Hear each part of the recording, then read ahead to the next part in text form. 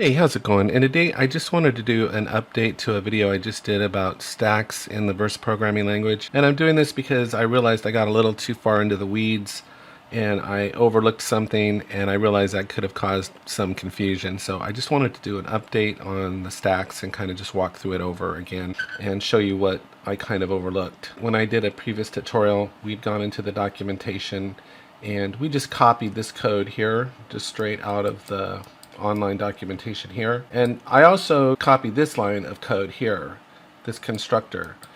And what I did was I actually instantiated the stack, but it was really more without using this constructor. And so I realized I was working more at the array level than at the stack level. So to use this create stack function, what we have to do, we come down here and I call create stack. So initially what I do is I just create an array. So I call it variable myArray of string type and it's array. And here I can just go ahead and put all the elements in the array. Then what I do is I can call this create stack function with that array. So that's what I do. I call create stack with myArray and then I create a stack. Not an array, but a stack. So then what we do is down here on the print level we go begin. This stack class has 5 methods in it. So one is push that puts something on the stack. Pop takes something off the top of the stack. Size tells us how many elements are in it. This is empty, checks if it's empty. And peek tells us what the top layer is. In that first tutorial, I didn't initialize it using this function. I just initialized it straight up with the stack here.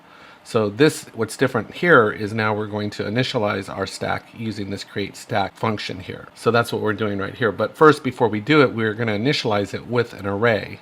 So here we can put anything we want into it, so we're going to put an array into it. So here I create a variable myArray of string type, and I'm just putting the names of 4 games into it. Before, this is how I had initialized it here, but this was bypassing this create stack function. So just disregard this line of code because we're not instantiating it this way.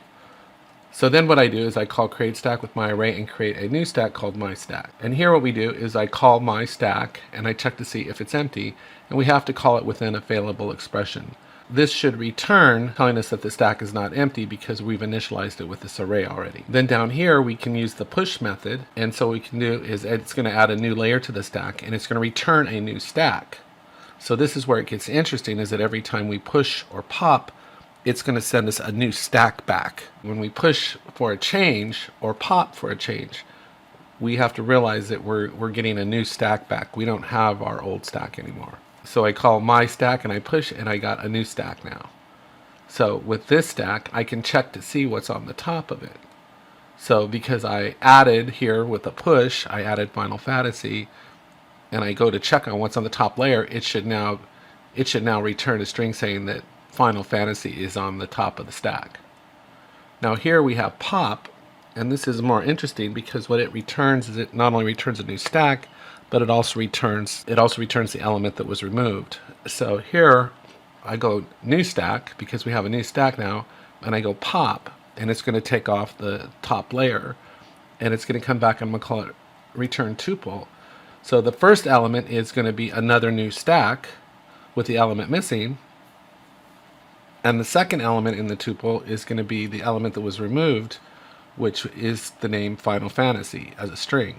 So what we should expect to see here is the removed stack layer is going to be Final Fantasy. And because we popped something off of the top of our stack, right, and I go to check what the size of the new stack is, the size of the stack should now be 4 because I added an element and then I took it off. So now the stack size should now be 4. And then down here, we're going to go ahead and take a peek again at the top element, the top layer.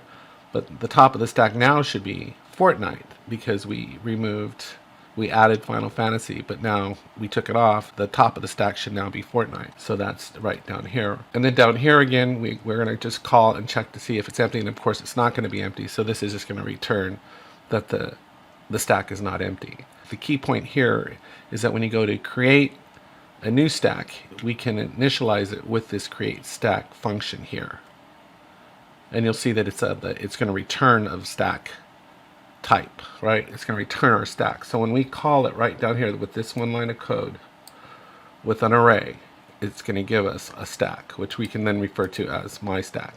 Once we have this created, then we can push and pop on it. We can do all these other, we can apply all these methods to it once we've basically instantiated it here. But let's go ahead and see if this works. So we'll just come in here. I'll build the verse code. I save everything. And we'll end the game, and we'll just go ahead and push these changes and see if it actually works. So let's come in here, hit start game. Let's see, in the upper left corner, the stack is not empty. The top of the stack is Final Fantasy. The remove stack layer is Final Fantasy. The stack size is now 4. The top of the stack is Fortnite. The stack is not empty. That's right. So it's working as expected. So anyway, I hope you found this helpful. Take care. Have a great day. And I'll talk to you next time.